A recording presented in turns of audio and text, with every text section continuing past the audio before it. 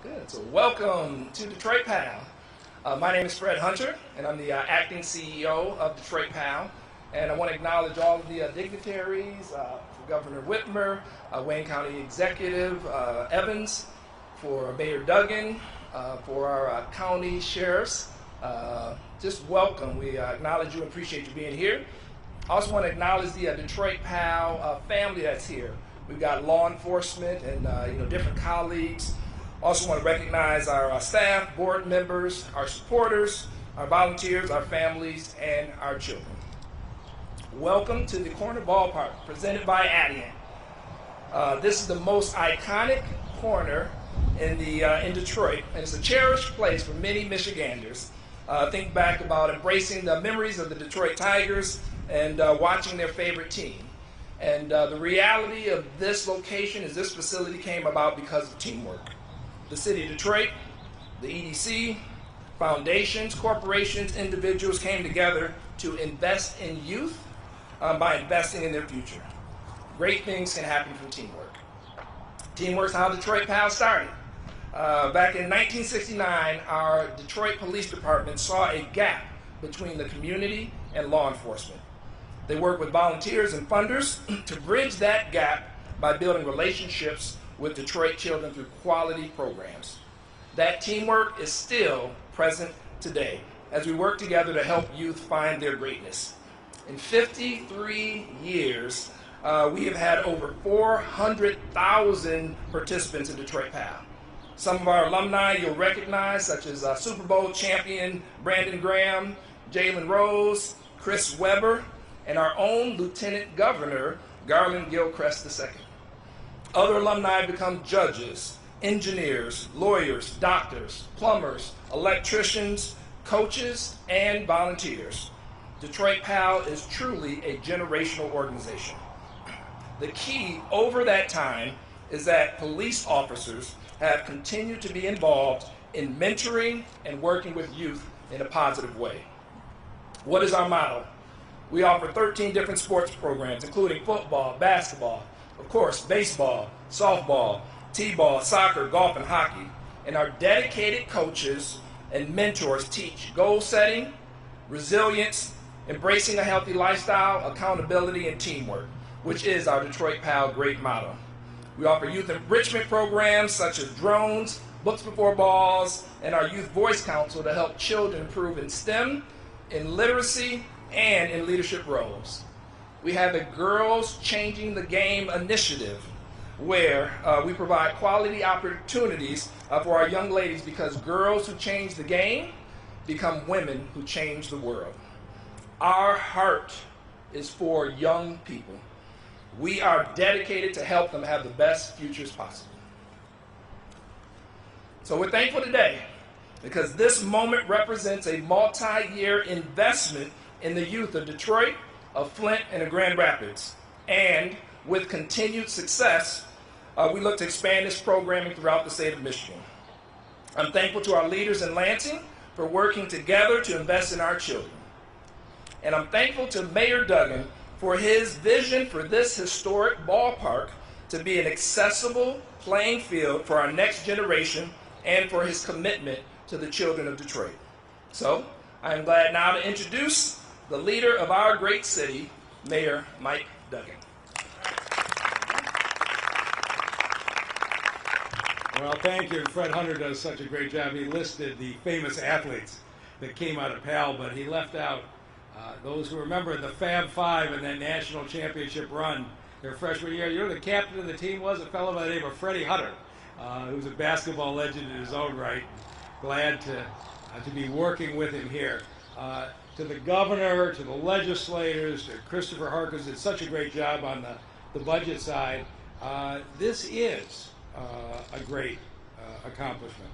Republicans and Democrats working together got a budget that works for this state. And you're always going to have some partisan conflict, but I got to say, this last year, I thought that Senator Shirkey, that Speaker Wentworth, of course, Donald Lazinski's here, and Jim Ananick on the two sides, kept the fighting down to the point where we got something done.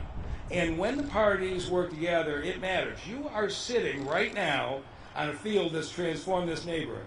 It's here because Carl Levin, as a U.S. Senator, got money set aside in Washington, D.C. to transform the old Tiger Stadium site, not to be bulldozed and made into a dry cleaners, but to be preserved for the city. And in this next budget, everything we're doing right now with the American Rescue Plan is what can you do to change the state and the city for generations? And I know the governor will talk about that, but let me just talk about what our delegation did so effectively for us in Detroit.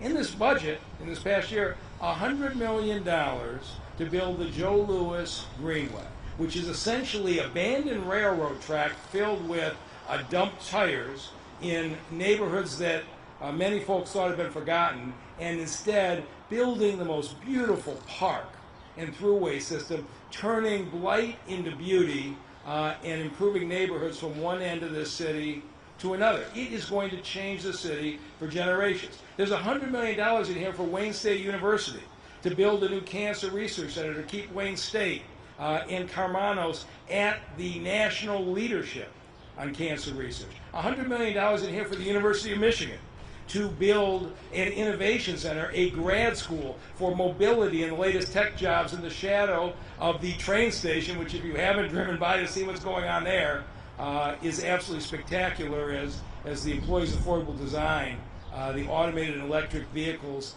of the future. There's $25 million in here in industrial site cleanup for the city of Detroit.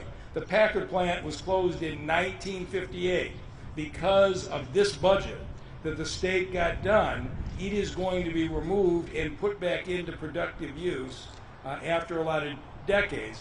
And $15 million in home repairs for seniors in the neighborhoods who have stuck with us in the toughest times and need to get their roofs repaired, need to get their furnaces replaced and the like.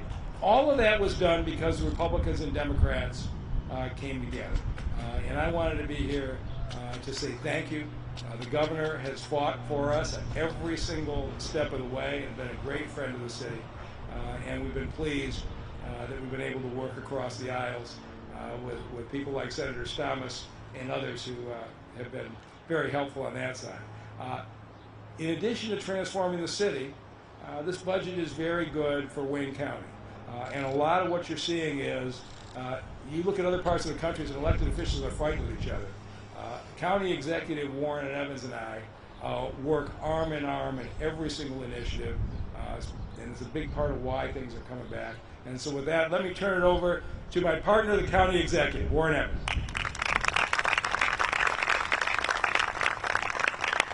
Good morning, everybody. I could probably just start and finish with saying what he said. Wayne County has 43 communities. Detroit is by far the biggest, and what's good for Detroit is generally good for Wayne County. But in this budget, Governor, there have been resources made for many of the other communities in Wayne County that are particularly helpful. You know, we got 1.8 million people, give or take a couple, in this county. That's about a fifth of the state's population. And the more funds represent the collective interests of all of those communities in Wayne County is really important. And this budget does. And I have to thank the governor. I mean, as an executive, I certainly understand the budget process, the difficulties of the budget process. I've never been a legislative person, but I can certainly feel for you when folks are trying to get together to make something happen. And in this environment that is so polarized, it is far more important that I say to you and thank you for putting the people first, for finding ways to come together and keep some of the partisan issues out of the fight and to move the state forward. We've had a tough 3 or 4 years. It hasn't been easy for anybody. The pandemic hasn't helped anything. But as I look out at the public servants that are here and the public servants that are behind me, we've got a pretty good team. We really do. I mean, you can always improve, but as long as you can keep some of the partisan stuff to the side. Governor, you know, thank you for for the priorities of schools, education, kids. I mean, at the end of the day, we want the next generation to feel comfortable that they can excel anywhere and anyhow. And I think in light of the situation, the governor's done a tremendous job. It's 90 degrees out here, and I'm not going to make a speech, but I do want to introduce Maria Franklin, who is the Director of Enrichment here at PAL. She's also a PAL parent, and without saying anything else, really important person, somebody that we all try to work to get funds for because of what she develops. Maria, thank you so much.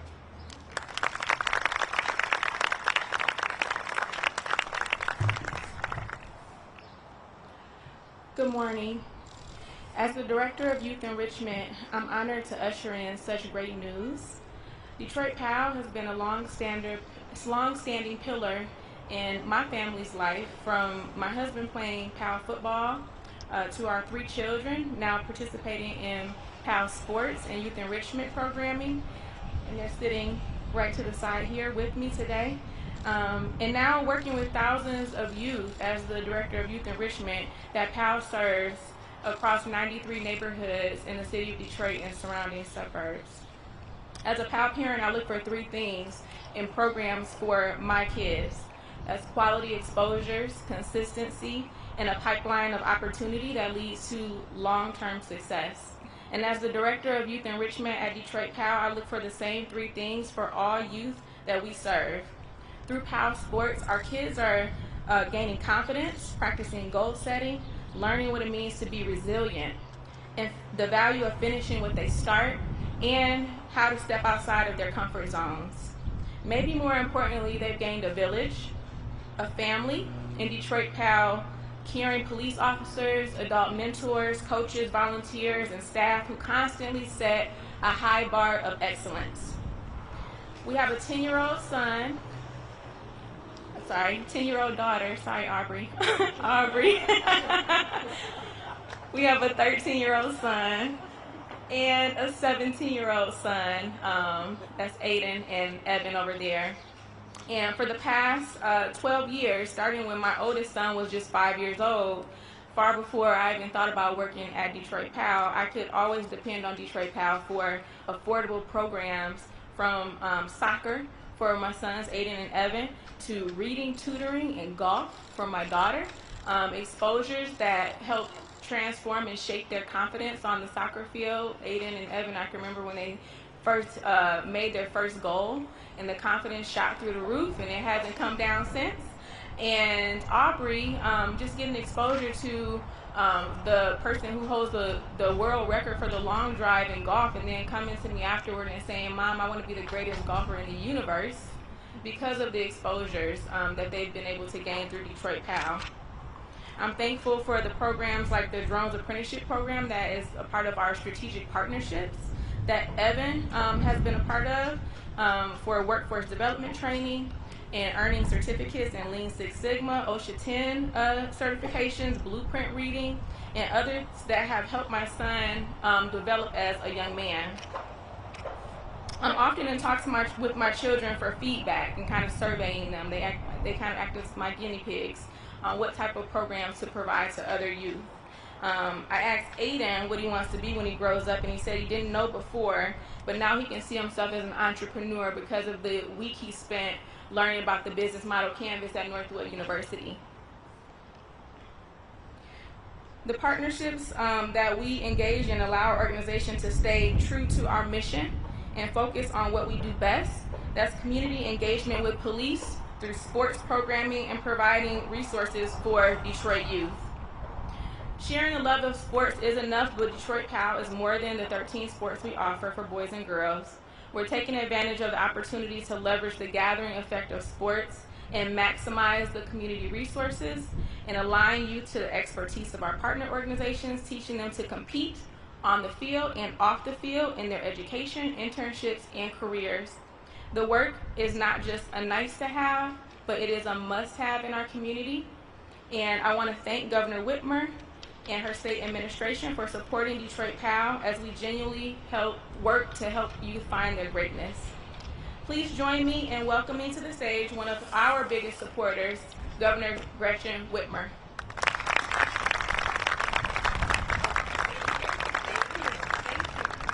All right, well, thank you, Maria, and Mayor and County Exec. So glad that we're all here. When the team said, where do you want to sign the budget? I said, in Detroit, of course, on the hottest day you can find in a place where there's no shade. I'm so glad to be here with all of you today. Really is a fantastic moment, and I want to recognize the legislators. If you might stand so everyone can see, we've got a great bipartisan, bicameral group of legislators here who work so hard to get these budgets done. So I'm excited to be here at the Corner Ballpark to sign my 4th bipartisan state budget. Families have gathered here to watch the Tigers play for decades, and future generations will watch their kids play here, learning lifelong skills and making lasting friendships along the way. And so I thank the folks at PAL for having us today.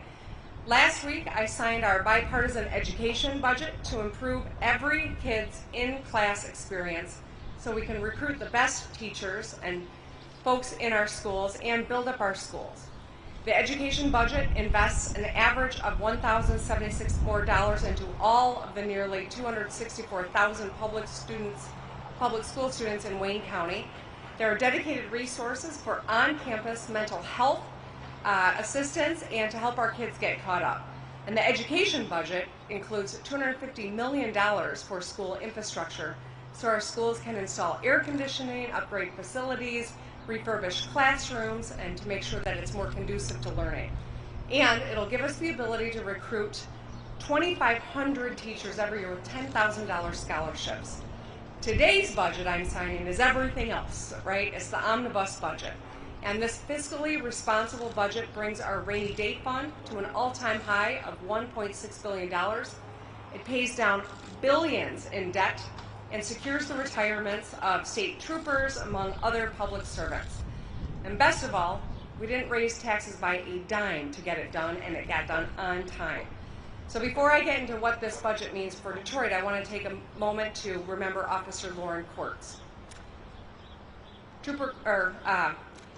Officer Quartz was a dedicated public servant and proud Detroiter, and he was killed in the line of duty on July 6th.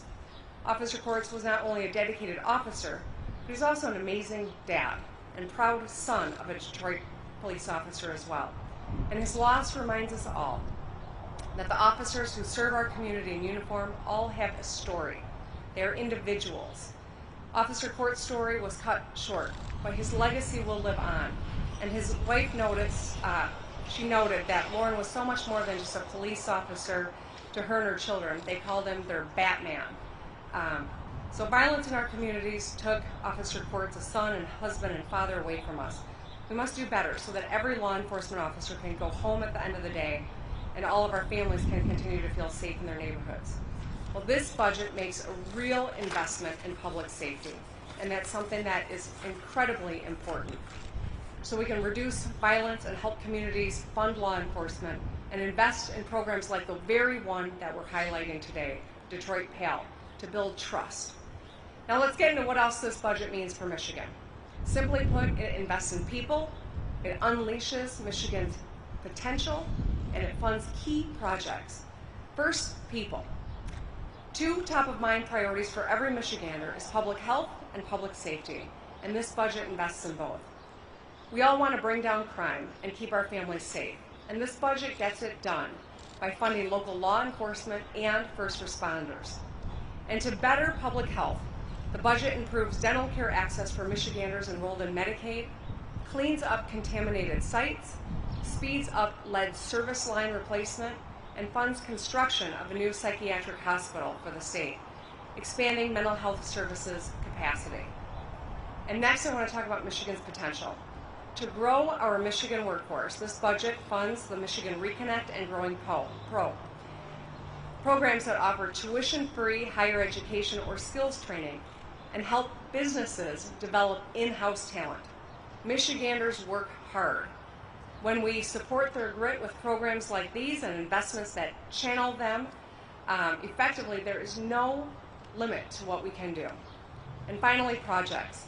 From the state psychiatric hospital I mentioned a moment ago, to a new state public health lab, to a new veterans home in Marquette, this budget makes investments in Michiganders that we can see and that we can use every day in infrastructure and facilities that serve the community.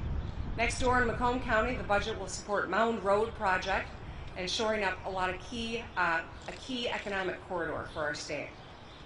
But today I want to focus on the bipartisan budget's most notable investments right here in Detroit. The budget funds the Joe Louis Greenway, a 27.5-mile greenway connecting parks and neighborhoods across the city. The Detroit Center for Innovation, a world-class research, education, and entrepreneurship center right in the heart of the city.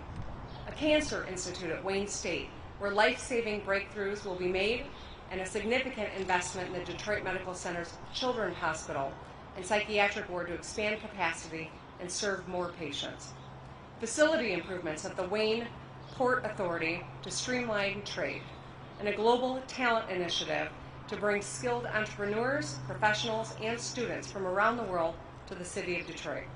The Sickle Cell Center and the Ruth Ellis Center to improve health outcomes, and Eastern Market, the Detroit Historical Center, Michigan Science Center, Charles Wright Museum, the downtown boxing gym to improve the quality of life, just to name a few. But we're here at the corner ballpark because the bipartisan budget funds and expands the Detroit PAL program. I've heard about the Detroit PAL program from so many people, from Detroiters, from local officers, from members of my staff who are alums. And as was mentioned earlier, that includes the Lieutenant Governor, also an alum of Detroit PAL. Detroit PAL changes children's lives. Thanks to the tireless dedication of thousands of volunteers and parents, this is a range of programming that is made available, from sports to enrichment to mentorship. And Detroit PAL is a testament to what's possible when local law enforcement and the community partner up. Local officers who work hard protecting public safety volunteer their own free time to support the community. They coach teams, they serve as role models, they build trust, all while offering children a safe place to play and to grow. So this is truly a remarkable program here, and I'm proud that this budget will help it grow and serve more children. Detroit's most powerful asset is, of course, its people, especially our youngest people. The program will help them thrive and strive for excellence in sports, at home, and in the classroom. In September 2009, nearly 13 years ago, Time magazine ran a special report called The Tragedy of Detroit. Recently, Detroiters have written a very different story. Last August, when the World Economic Forum established a new global center for urban transformation headquartered in the city of Detroit. Last October, Apple launched a developer academy to help students and entrepreneurs pursue their high-tech dreams right here in Detroit. In February, Ford and Google announced revitalization of the Michigan Central Station and construction of a new mobility innovation district right here in Detroit. In March, the NFL announced the 2024 draft will be right here in Detroit. In the budget that I will sign today, we funded the Detroit Center for Innovation, the world-class high-tech education and entrepreneurship center to develop talent and create jobs right here in Detroit. And last week, 12 years, 9 months, and 26 days after that Time magazine cover, Detroit was named one of the world's 100 greatest places of 2022 by Time magazine. The remarkable work that's happening here. And the leaders behind me are absolutely pivotal to making sure that that happens. The truth is, Detroit is on the rise because of Detroiters. The energy here is undeniable. You can feel it. The city is buzzing with life, from vibrant Saturday nights downtown, calm Sundays on Belle Isle, to state budget signings on Wednesdays at the PAL Diamond. We're turning heads here in the Motor City, showing the world and each other what we are capable of when we come together to get things done. Detroit versus everybody is more than a slogan on a hat or a t-shirt. It's an earned attitude of resilience, of pride, and that spirit lives right here in all of you. I know that more and more people will see what I see in the people here, and it's a city defined by character, culture, and creativity, a beacon of innovation and entrepreneurship, a story that's not even close to being finished. So, I am thrilled to be signing this budget here. I know I focused a bit on Detroit because that's where I'm standing, but this budget has something remarkable for every community across the state of Michigan. You will see the benefit of the investment that we are making in our people, in our infrastructure, in our places, and in our potential, our collective potential. Because when one part of our state succeeds, every part of our state succeeds. But this budget is focused on every part of the state of Michigan and every person in the state of Michigan. And I'm so grateful to the legislature for being great partners as we got it over the finish line on time, no new taxes, and it is a budget that we can all be proud of. Thank you. All right, Stacy. At this time, we'll open up to questions from the press, just the press. Governor, what's your biggest message to Detroiters who are still struggling with inflation, high gas prices, and other financial challenges? Yeah, we know that it has been hard, and that's why we've made some really historic investments and things that will help bring the cost of living down for people. We still have an opportunity in front of us to do more, and I'm hopeful that we will be able to do that. I have proposed a pause on the sales tax on gas. I have proposed an inflation help for people across the state, a $500 bit of help that we could get fast and into people's pockets and their bank accounts. Proposed eliminating the pension tax. These are all an increase in the earned income tax credit for working people who can't keep their head above water but are doing the best they can and working full time. So these are ways that we can continue the collaboration. I know the legislature has said that they are very interested in giving people some relief right now, so it's my hope that when they reconvene in Lansing that we're going to be able to find some common ground.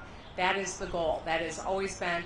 And this budget, despite making historic investments in the fundamentals, we've also been able to keep some money on the balance sheet, which means that we're still in a position to do that good work, and I'm hopeful and eager to do that.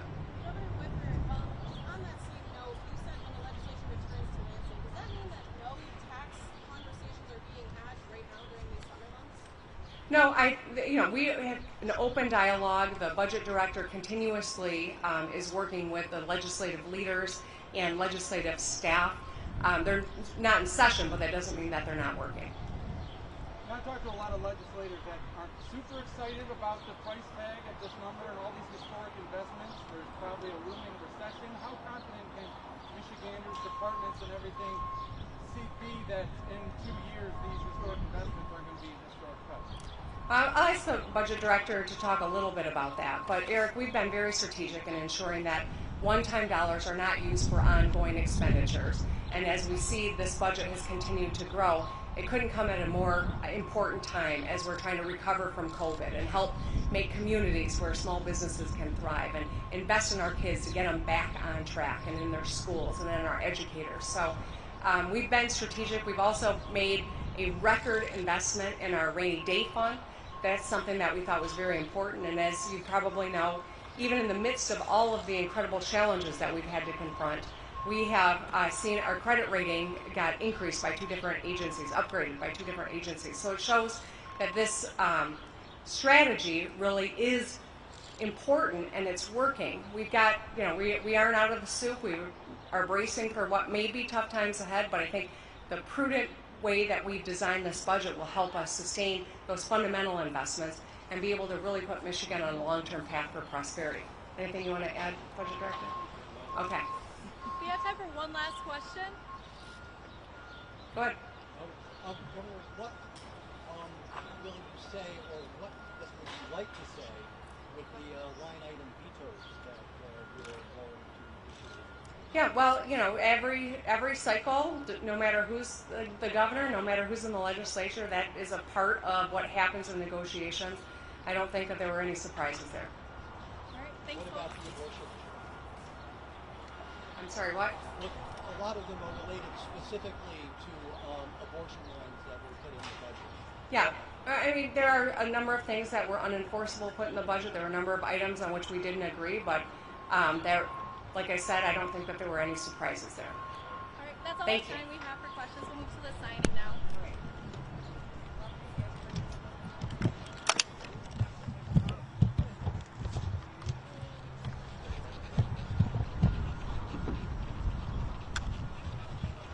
We'll have the legislature come up too. 12:39.